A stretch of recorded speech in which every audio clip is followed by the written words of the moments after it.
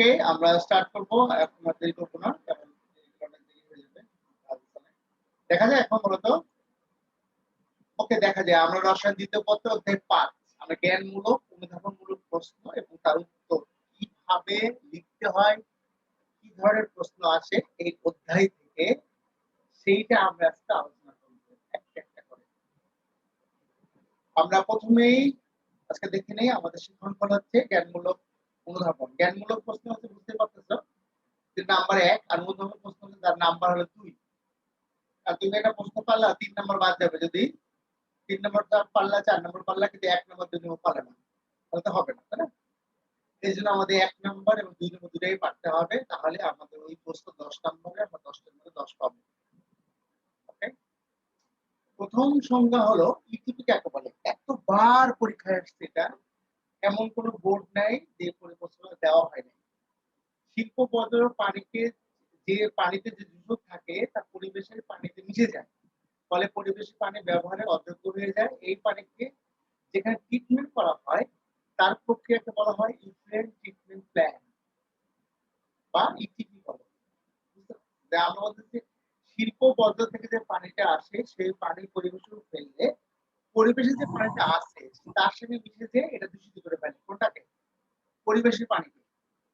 পরিবেশের পানি দূষিত হয় হোক, কিন্তু তুমি যদি ইন্ডাস্ট্রি থেকে বর্জ্য নিয়ে এসে এটাকে ফেলো, তাহলে কি হবে? এই দূষণ আর ওই দূষণ একত্রে হবে, বলে দুটো দূষণকে, পরিবেশকে বিষিয়ে তুলবে। যে কারণে আমরা ইন্ডাস্ট্রির পানিকে, বর্জ্য পানিকে যে প্রক্রিয়ায় ট্রিটমেন্ট করা হয় বা যেখানে ট্রিটমেন্ট করা হয় সেটার নাম হচ্ছে ইটিপি।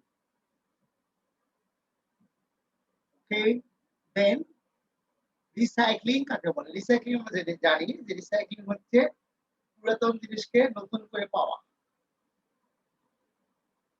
যে কোনো বস্তুকে পুনর্ব্যবহারযোগ্য করার প্রক্রিয়া, যা দ্বারা বজ্র তরল হতে পারে, কঠিন হতে পারে, নতুন পণ্যে রূপান্তরিত করার প্রক্রিয়াকে রিসাইক্লিং বলা হয়। যেমন কাগজ, ধাতু, প্লাস্টিক রিসাইক্লিং করা হয়।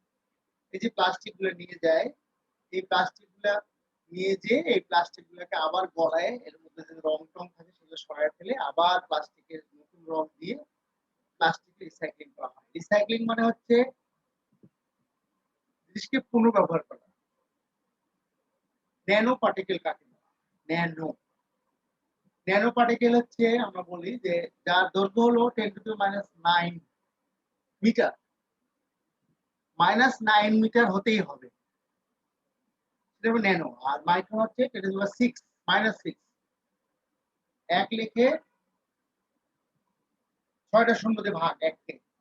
এটা আমরা বলি standardization for international organization ISO nano পার্টিকেলকে একটি পৃথক ন্যানো অবজেক্ট হিসেবে সংজ্ঞায়িত করেছে, যেখানে ত্রিকাতীয় মাত্রায় এর ব্যাস হবে 100 ন্যানোমিটারের চেয়ে কম। 100 ন্যানোমিটার মানে হচ্ছে 10⁻⁷, 1 × 10⁻⁷। এটার চেয়ে কম হতে হবে 100, 1 থেকে 100 ন্যানো পার্টিকেল। তাহলে 1 ন্যানোমিটার, 2 ন্যানোমিটার, তার মানে 100 থেকে 99 হতে হবে, যার দৈর্ঘ্য ন্যানোমিটার। ন্যানোমিটার মানে 10⁻⁹ ন্যানো, আর মাইক্রো হচ্ছে 10⁻⁶, মিলি হলো 10⁻3। ওকে, এভাবে আমরা হিসাব করি। সেটা কি করে? আইএসও। আইএসও হচ্ছে ইন্টারন্যাশনাল স্ট্যান্ডার্ড ফর অর্গানাইজেশন, যেগুলো এইটা সংজ্ঞায়িত করেছে। নতুন ন্যানো পার্টিকেল আমাদের কোনো ছিল না, বইয়ের মধ্যে ছিল না, নতুন পার্টিকেল, নতুন। অ্যানিলিং কি? আমরা অনেক সময় সংজ্ঞাগুলোতে সমস্যা হয় কি, অ্যানিলিং কি, এই যে প্রশ্ন করেছে অ্যানিলিংটা তুমি কি বলতে পারবে? তুমি তো এই চ্যাপ্টার পড়ছো, এই চ্যাপ্টার কিন্তু পড়ানো হয়েছে, কিন্তু কোনো জায়গা থেকে অ্যানিলিং কিন্তু কথা লেখা নেই। অ্যানিলিং হচ্ছে সংজ্ঞাটা দেখে নেই।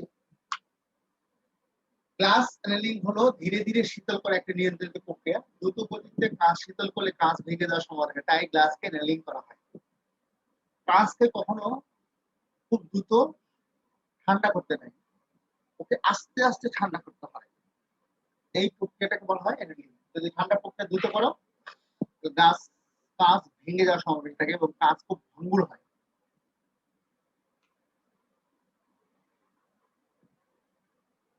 তারপর সংখ্যা হচ্ছে ক্লিংকার। ক্লিংকার বুঝতে পারছেন, সিমেন্ট তৈরি একটি উপাদান।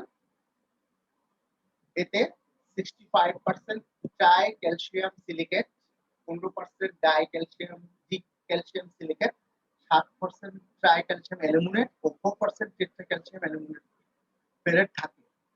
চারটা পার্সেন্টেজটা ভেরি ইম্পর্টেন্ট, পার্সেন্টেজ ভুল গেলে কিন্তু ক্লিংকারের সংজ্ঞা হবে না। ক্লিংকার সিমেন্ট উৎপাদনের একটি বিশেষ উপাদান, এটা ছাড়া সিমেন্ট কখনোই হবে না। দূষক যেসব বজ্র বা পদার্থ পরিবেশ ও মানবজাতির স্বাস্থ্যের জন্য নেতিবাচক প্রভাব ফেলে, পরিবেশ ও মানব স্বাস্থ্য দুটোকে ফেলে দেয়, তাদেরকে দূষক বলে। যেমন পানি, বাতাস আলাদা দূষক থাকে। পানির একটা দূষক, বাতাসের একটা দূষক। যেটা পানি দূষক বলে মনে করছো সেটা বাতাসে দূষিত করে, সেটা বাতাসে দূষিত যেটা আপনি পানিতে দূষিত। সো দূষক একটি পদার্থ যে যেখানে থাকবে লিমিটের বাইরে থাকবে, তখন দূষক হবে। লিমিটের মধ্যে থাকলে কিন্তু দূষক হবে না। কাঁচ কি? কাঁচ হলো সোডিয়াম সিলিকেট ক্যালসিয়াম সিলিকেটের মিশ্রণ। এতে বোরন, লেড এবং রং মিশা থাকতে পারে। বোরন থাকা হয় বোরোসিলিকেট গ্লাস, যে গ্লাস শোপিস বানানো হয়, বহু শক্ত যেসব গ্লাস অনেক সময় মেঝে পড়লে ভাঙে যায় না, সেটা হচ্ছে বোরন দেওয়া হয়। লেড দিলে তোমার কাঁচ যেটা আমি বলবো চশমা বানানো হয়, চশমা যে বানানো হয় যে কাঁচে, সেটা কাঁচের মধ্যে লেড দেওয়া হয়, যাতে এই কাঁচের মিশিয়ে আমরা বিভিন্ন পাওয়ারের চশমা তৈরি করতে পারি, যে চশমা পরে আমরা অনেকেই ভালো চোখে দেখতে পারি। সিরামিক্স কি? সিরামিক্স হলো একটি শক্ত পদার্থ যা ধাতব বা অধাতব পদার্থের সাথে অজৈব যৌগ, আয়নিক বা সমযোজী বন্ধনের সাথে যুক্ত থাকে। এতে অ্যালুমিনিয়ামের আকরিক থাকে। সিরামিক্সটা মেইনলি অ্যালুমিনিয়ামের আকরিক, মাটিতেও থাকে, সিলিকা থাকে, কিন্তু অ্যালুমিনিয়ামের আকরিকটা থাকতে হবে সিরামিক্স। সিরামিক্স আর সিমেন্টের মধ্যে পার্থক্য হচ্ছে ক্যালসিয়াম থাকে না সিরামিক্সে, সিরামিক্সে, কিন্তু অ্যালুমিনিয়াম থাকে হলো সিরামিক্স। এই হলো আমাদের মোটামুটি জ্ঞানমূলক প্রশ্ন। এই প্রশ্নগুলো এখান থেকে সচরাচর আসে, তবে তার উপর প্রশ্ন থাকলে আমরা পরে দেখাবো। আমরা এখন উদাহরণ প্রশ্ন চলে যাব। কাঁচ লিঙ্ক করা হয় কেন? আমরা বলে দিচ্ছি সংজ্ঞার মধ্যে কিন্তু আছে। কারণ তোকে মনে রাখতে হবে জ্ঞানমূলক প্রশ্ন থেকে কিন্তু অনুধাবনের জন্ম। আমরা আগে একটা কথা বলছি যে কাঁচ লিঙ্ক করা হয় কেন, বা কাঁচ লিঙ্ক কি? কাঁচকে ধীরে ধীরে শীতল করার প্রক্রিয়াকে লিঙ্ক করা হয়। তার মানে অ্যালিং হলো ধীরে ধীরে শীতল করার একটি নিয়মিত প্রক্রিয়া। গলিত কাঁচ থেকে দ্রুত শীতল করার সময় কাঁচের মধ্যে অভ্যন্তরীণ চাপ সৃষ্টি করে, ফলে গ্লাসের স্বতঃস্ফূর্ত ভাঙন ঘটাতে পারে। তাই ভাঙন রোধে গ্লাসে এডেলিং করা হয়। সোজা তুমি কিন্তু ওই প্রশ্ন থেকে এই প্রশ্নের অ্যান্সার দিতে পারবো। সংজ্ঞা থেকে কিন্তু অনুধাবনের প্রশ্ন জন্ম নেয়। সংজ্ঞাটাকে বেশি দূর করতে হবে, সংজ্ঞাটা হচ্ছে মেইন। সংজ্ঞা তোমার যারা মুশকিল হয়। 120 ন্যানোমিটার আকার বিশিষ্ট ন্যানো কণা না, আমরা সংখ্যা কিন্তু জানি 100 নিচে হওয়া লাগবে, তাহলে এটা ন্যানো কণা না। ন্যানো পার্টিকেল বলা হচ্ছে পার্টিকেল একটি পৃথক ন্যানো অবজেক্ট হিসেবে সংজ্ঞায়িত করা, যেখানে ত্রিকার্তেশীয় 3 ডাইমেনশনাল মাত্রার এর ব্যাস 100 এর নিচে, 100 ন্যানোমিটার থেকে কম। এর আকার যদি বড় হয় তাহলে কি হবে? ন্যানো কণা হবে না। তাহলে 120 মাইক্রো কণা আমাদের ন্যানো কণা পার্টিকেল হলো, ওটি মাইক্রো কণা। ওকে, 1000 এর নিচে হলে মাইক্রো কণা, আর 100 এর নিচে হলো ন্যানো কণা। ঠিক আছে, এই দুটি শব্দ মনে থাকে, তুমি যে কোনো ধরনের প্রশ্ন ধরে আসলে ওকে। সিমেন্টের জিপসাম ব্যবহার করা হয় কেন? সিমেন্ট যখন পানির সাথে মিশিত হয় তখন সময়ের সাথে শক্ত হয়ে যায়, একে সিমেন্টের সেটিং বলা হয়। প্রারম্ভিক শক্ত হয়ে যাওয়া বা ফ্ল্যাট সেটিং রোধ করতে জিপসাম প্রায়শই পোর্টল্যান্ড সিমেন্টে যুক্ত করা হয়, যাতে দীর্ঘ সময় কাজ করার সুযোগ দেয়। জিপসাম সিমেন্টের সেটিং ধীরে করে দেয় যাতে সিমেন্টের পর্যাপ্ত শক্ত হতে পারে। এখন সিমেন্টের যে পদার্থ আমরা ব্যবহার করি পানি বানানোর সময়, এখন যদি মিস্ত্রি সিমেন্ট বালির মধ্যে ঢাললো, যেখানে সিমেন্ট আর বালি মিক্স করা হয়, ওই জায়গাতে যদি সেটলিং হয়ে যায় তাহলে কি হবে? ওই সিমেন্ট নিয়ে যে দেওয়ালে যে মিস্ত্রি ব্যবহার করবে, দেওয়ালে সিমেন্ট যে কাজে লাগাবে, সেটা কিন্তু করতে পারবে না। যে কারণে পোর্টল্যান্ড সিমেন্টের মধ্যে জিপসাম দেওয়া হয়, তাহলে এই সেটলিংটা ধীরে হয়। এবং ধীরে না, আরো বলি তোমাদেরকে, পানি দেয়। দেখো বিল্ডিং করার পর পানি দেয়, এই পানি যত বেশি দিবে সেটলিং তত বেশি হবে। তার মানে ভেরি ইম্পর্টেন্ট। কারণ সিমেন্ট দিলাম বালির মধ্যে, সঙ্গে সঙ্গে সিমেন্ট যদি শক্ত হয়ে যায় তাহলে তো আমরা সিমেন্ট ব্যবহার করতে পারবো না। আমাদের সময় দিতে হবে, অন্তত আধা ঘন্টা 1 ঘন্টা পরের মধ্যে জমা বাঁধে, তাহলে আমাদের বাড়ির জন্য কাজটা সুবিধা। এই জন্য জিপসাম দেওয়া ভেরি ইম্পর্টেন্ট। ন্যানোকণার গলনাঙ্ক স্বাভাবিক মূল গলনাঙ্ক হচ্ছে কম কেন? একই কণা সোনার ন্যানো পার্টিকেল, সোনার গলনাঙ্ক জানি আমরা অনেক বেশি সোনা। একে যদি আমরা ন্যানোকণা বানাই তাহলে গলনাঙ্ক কমে যায়। কেন? কিউবদের ন্যানোকণা চেয়ে স্বাভাবিক কম গরম থাকতে পারে। উদাহরণস্বরূপ 2.5 ন্যানোমিটার সোনার ন্যানো পার্টিকেলগুলি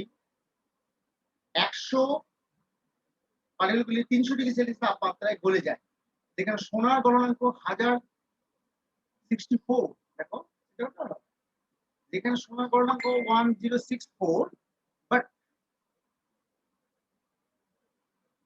64 কিন্তু সোনাকে যখন ন্যানোকণা আমরা বানাইছি অর্থাৎ 2.5 পার্টিকেল বানাইছি তখন কিন্তু এর গলনাঙ্ক কমে যায়। গলনাঙ্ক পরিবর্তন ঘটে কারণ ন্যানো পার্টিকেল বা ন্যানো পার্টিকেল উপগুলি ভলিউমের তুলনায় স্বাভাবিক ভলিউম অনুপাত অনেক বেশি, তাই থার্মোডাইনামিক্স ও তাপীয় বৈশিষ্ট্যগুলো তীব্রভাবে পরিবর্তন করে। ধাতব কণার আকার হ্রাস পাওয়ায় সাথে সাথে গলে যাওয়ার তাপমাত্রাও হ্রাস পায়। এখানে বলা হচ্ছে যে যদি কোনো বস্তু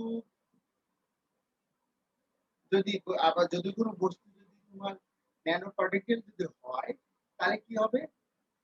থার্মোডাইনামিক এবং তাপীয় বৈশিষ্ট্যগুলিকে তীব্রভাবে পরিবর্তন করে। কণা যখন ছোট হয়ে যাবে তখন ভীষণভাবে পরিবর্তন করে, যে কারণে গলনাঙ্কটা স্বাভাবিকের চেয়ে অনেক কমে যায়। ওই একই প্রশ্ন দেখো অন্যভাবে বলা হয়েছে, সিমেন্ট হার্ডিং ধীরে করা ভালো কেন? যেখানে আমরা জিপসাম দিই। সিমেন্ট হার্ডিং এর জন্য জিপসাম ব্যবহার করা হয়। সিমেন্ট যখন পানির সাথে মিশ্রিত হয় এটি সময়ের সাথে শক্ত হয়। একে সিমেন্টের সেটিং বলা হয়। প্রারম্ভিক শক্ত হয়ে যাওয়া বা ফ্ল্যাশ সেটিং বোধ করতে জিপসাম প্রায়শই পটাশিয়াম যুক্ত হয় যাতে দীর্ঘ সময় কাজ করার সুযোগ দেয়। জিপসাম সিমেন্টের সেটিং ধীরে করে দেয় যাতে সিমেন্টের পর্যাপ্তভাবে শক্ত হতে পারে। ওই একই প্রশ্ন, এর উত্তর একই বাট প্রশ্ন হলো শুধু ভিন্ন। ওকে, কাগজ একটি রিসাইক্লিং বস্তু কেন? আর পড়েছি কাগজ পুনর্ব্যবহারযোগ্য প্রক্রিয়া বর্জ্য কাগজ নতুন কাগজে রূপান্তর করা হয়। কাগজ রিসাইকেলের বেশ কয়েকটি গুরুত্বপূর্ণ সুবিধা আছে। এটি মানুষের বাড়িঘর দখল করে, বর্জ্য কাগজের সেলুলোজ ভেঙে মিথেন উৎপাদন করে। কাগজ ফাইবার কার্বন রয়েছে যা পুনর্ব্যবহারের ফলে কার্বনটাকে দীর্ঘ সময় ধরে রাখে এবং কার্বনের মৃত্যু কমায়। Health of carbon. গাছ থেকে কাগজ তৈরি করা হয়। বর্জ্য কাগজ পুনর্ব্যবহার প্রক্রিয়ার ফলে গাছ কাটা রোধ হয়ে যায়। অনেক সুবিধা। কেন করব? এটা হচ্ছে আমাদের মেইন কথা। আমাদের পড়াইছে সালফার। কয়লা সালফার ক্ষতিকর কেন? সালফারকে কয়লার শত্রু বলা হয় কেন?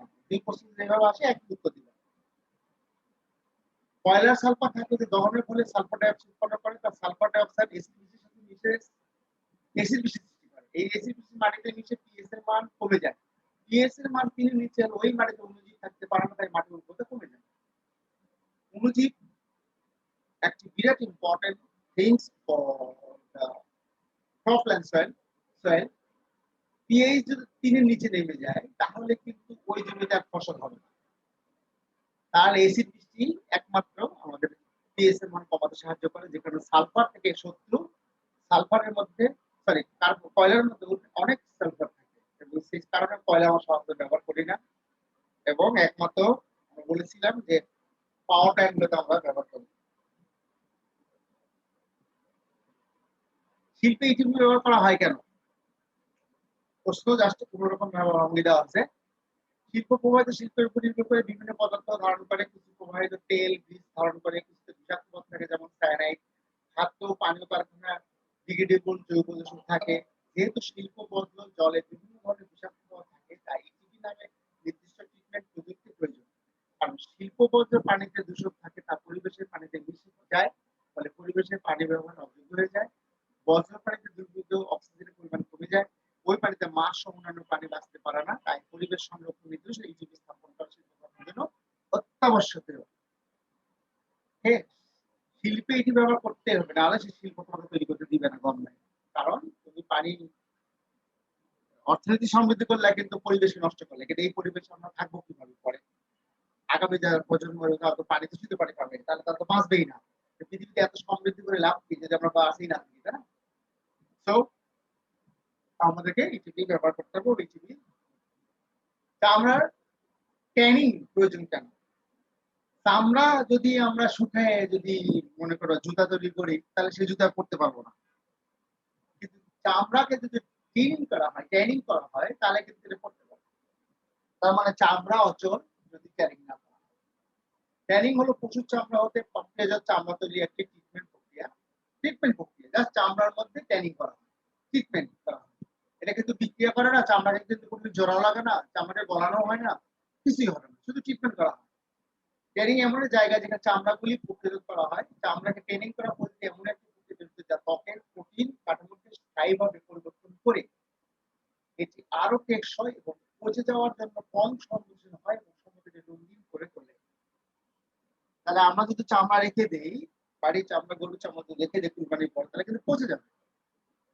কিন্তু আমরা যদি ট্রেনিং করি তাহলে পচবেই না, বরং প্রোটিনটাকে স্থায়ীভাবে শক্ত করবে, যেমন জুতা ছিঁড়ে না, খুব কম জুতা ছিঁড়ে, হ্যাঁ, উপরের অংশটুকু পাতলা পাতলা হলে তো ছিঁড়ে যাবেই, যত ট্রেনিং ভালো করবো তত ছিঁড়বে কম।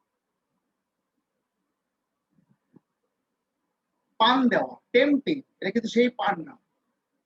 কি পান বলতে কি বলছে? ব্যাটেল লিফ নো, এটাকে পান দেওয়া বলা হয়। পানটা হচ্ছে টেম্পিং, বাংলা হয় নাই, বাংলা টেম্পিংটা আসলে প্রক্রিয়া। কাঁচে পান দেওয়া হয় কেন? আয়রনে পান দেওয়া হয়। টেম্পারেট গ্লাস মানে টেম্পারেট কাঁচ বা শক্ত গ্লাসটি তাপ ট্রিটমেন্ট করা হয় যাতে এটি কখনো কখনো ভেঙে যায়, তবে আঘাত রোধ করতে পারে, সে শক্তিশালী এবং সুরক্ষিত হয়। প্রকৃতপক্ষে টেম্পারেট গ্লাস অ্যানিলিং যুক্ত কাঁচের চেয়ে এটা 5 গুণ বেশি শক্তিশালী। ভাঙন ঘটলে এটি তুলনামূলকভাবে নিরীহ টুকরোগুলি পরিত হয় যাতে এই কাঁচগুলি দ্বারা তুলনামূলকভাবে কম ক্ষতি হয়। তুমি দেখবা কিছু কিছু জানলা ভেঙে গেলে ধারালো একটা কাঁচ তৈরি হয়, আবার কিছু কিছু কাঁচ আছে ধারালো কিছু তৈরি হয় না, পায়ে ফুটে যায় না। এই যে কাঁচ ভেঙে গেলে সঙ্গে সঙ্গে আমরা ওখানে ঝাড়ু দিয়ে ফেলে দিই যাতে আমাদের পায়ে ঢুকতে না পারে। কিন্তু টেম্পিং করা বা এই ধরনের গ্লাসকে যদি ভেঙে যায় তখন ছোট ছোট গোল গোল হয় এবং এটা পায়ের মধ্যে ঢুকবেও না এবং পা কেটেও যাবে না। এই জন্য বিভিন্ন জায়গায় আমরা কাঁচ ভেঙে যেতেই পারে, যে কারণে আমাদের টেম্পিং গ্লাস ব্যবহার করা উচিত। বুঝতে পারছি কেমন যায় না? টেম্পিং বলে পান দেওয়া। চামড়া tanning A milk of lime হচ্ছে কিছুই না, ক্যালসিয়াম হাইড্রোক্সাইড গুরুত্বপূর্ণ। এটা চামড়া থেকে যে লোম আছে, লোমটা তুলে ব্যবহার। লিমিং চামড়া প্রসেসিং এর জন্য লিমিং মানে মিল্ক অফ ইংলিশে করা হয় যে লিমিং হচ্ছে লাইমিং বলা হয় অনেক সময়, LIMING বা একে লিমিংও বলে। লিমিং চামড়া প্রসেসিং এর জন্য একটি ব্যবহৃত প্রক্রিয়া। এটা চুন যোগ করা হয়, হাড়যুক্ত লাইম লবণে ভিজিয়ে রাখা হয়, এতে চামড়া হতে লোম সাহায্য করে, চামড়া খুলে যায়, এতে ক্রম ট্যানিং সহজ হয়। একটা হচ্ছে চামড়া তুলে ফেলে দেয়, চামড়া থেকে ছোট ছোট চামড়া তুলে ফেলে দেয়, লোম তুলে ফেলে দেয়। এটার পরে এটা ফুলে যায়, ফুলে গেলে কি হবে? ক্রোমিয়ামের ক্লিনিং করার সময় ক্রোমিয়াম ঢোকার জন্য, চামড়াটা ফোলার জন্য এটা সাহায্য করে। সে কিন্তু দুটি কাজ করে, একটা কাজ হয় চামড়া তুলে ফেলে এবং চামড়াটা ফুলে যায়, তার মধ্যে ক্লিনিং, চামড়া না ফোলা পর্যন্ত আমরা ক্লিনিং করতে পারবো, যে কাজটা সে করে। এছাড়া মিল্ক অফ লাইম যোগ করার উদ্দেশ্য হলো ইন্টারফিউলারি প্রোটিন অপসারণ, ক্যারোটিন প্রোটিন অপসারণ, চুলের দ্বারা ক্ষারীয় পিএস এর কারণে কোলাজেন ফুলে যায়, ফুলার কারণটা এটাই। কোলাজেন ফাইবার ব্যান্ডেল বিভাজন ঘটে, বা প্রাকৃতিক গ্রিস কিন্তু সেই গ্রিস অয়েল এন্ড গ্রিস এবং চর্বি অপসারণ ঘটে, গ্রিস এবং চর্বি। এই কারণে আমাদের মিল্ক অফ লাইম দেওয়া হয়। গবাদি পশুর চামড়াগুলিতে এই লাইমিং অপারেশন সাধারণত 18 ঘন্টা সাইভ হয়। চুনটা 18 ঘন্টা রেখে দিচ্ছি দিলে অটোমেটিক ছুটে দিবে। ঠিক আছে। তারপরে মিনারেল ট্যানিং কাকে বলা হয়? চামড়া যদি খাই শুধু ক্রোমিয়ামই না, আমরা ক্রোমিয়াম ছাড়া অন্যান্য মিনারেলও দেই চামড়াকে গেট আপ করার জন্য, সুন্দর করার জন্য, তার মধ্যে বলা হয় মিনারেল। খনিজ ট্যানিং বা খনিজ লবণ তার ব্যবহার করে একটি নরম ও নমনীয় চামড়া তৈরি করে এবং বেশিরভাগ হালকা লেদার উৎপাদন করার জন্য একটি পছন্দসই পদ্ধতি। এই পদ্ধতির ব্যাপার ট্যানিং পিরিয়ডকে কয়েকদিন বা এমনকি কয়েক ঘন্টা পর্যন্ত সংযুক্ত করতে পারে। ক্রোমিয়াম লবণ সর্বাধিক ব্যবহৃত খনিজ এজেন্ট, তবে অ্যালুমিনিয়াম এবং জার্কোনিয়াম থেকে সল্ট ব্যবহার করা হয়। খনিজ ট্যানিং এর ক্ষেত্রে ভিজিয়ে রাখা হয়, যেখানে রাসায়নিক প্রক্রিয়াগুলো চামড়ার তন্তুগুলিতে লবণ জমা করে। ঠিক আছে। মিনারেল ট্যানিং বলছে যে আমরা খালি ক্রোমিয়ামই দিব না, অ্যালুমিনিয়াম এবং জার্কোনিয়াম সল্ট সেটাও দিয়ে করবো, তাতে কি হবে? চামড়ার প্রক্রিয়াটা আরো ভালো হবে। তাই লেদার ট্যানিং এ সোডিয়াম ক্লোরাইড ব্যবহার করে না, অনেক লবণ। তুমি দেখবা আমরা যারা লোকাল মার্কেটে কিনে তারা কিন্তু পচে যাওয়ার থাকার জন্য সোডিয়াম ক্লোরাইড দিয়ে রাখে। সোডিয়াম ক্লোরাইড করতে গেলে খুব নিয়ম পিকলিং এ ব্যবহার হয়, ট্যানিং এ ব্যবহার sodium chloride collagen fibre network চামড়ার লোম তোলার জন্য একটু সহজতর করতে পারে। এর পাশাপাশি চামড়া সংরক্ষণের পরে পশুর ত্বকের প্রথম সংরক্ষণ সোডিয়াম ক্লোরাইড দ্বারা করা হয়। মেইনলি নিচের কাজটাই সবচেয়ে বড়। তারপরেও এটা দিলে তো সেটা ঘটবেই, তাই না? এরপর আমরা চুন দিব। সোডিয়াম ক্লোরাইডটা কিন্তু চামড়ার লোম তুলে যায় না। কিন্তু এটা ক্যালসিয়াম লাইমিং কে এটা সোজা করে দেয়। এজন্য আমরা সোডিয়াম ক্লোরাইড দিই। পিএস এর মান 7.4 হয়। তারপরে যদি আমরা ক্যালসিয়াম হাইড্রোক্সাইড পিএস এর মান 10 পয়েন্ট সামথিং হয়। এই 10 পয়েন্ট সামথিং এ চামড়া উঠে যায়। লোম উঠে যায়। ধন্যবাদ সবাইকে আজকে ক্লাসে থাকার জন্য। আমরা পরবর্তীতে ক্লাস অন্যান্য বিষয় নিয়ে আলোচনা করব। তো এটা খুব গুরুত্বপূর্ণ, কারণ জ্ঞানমূলক অনুধাবন প্রশ্ন একটা ভেরি ইম্পর্টেন্ট। এই প্রশ্নগুলো কিন্তু তোমাদের পরীক্ষায় থাকে এবং এটা তোমাদের জন্য ইম্পর্টেন্ট।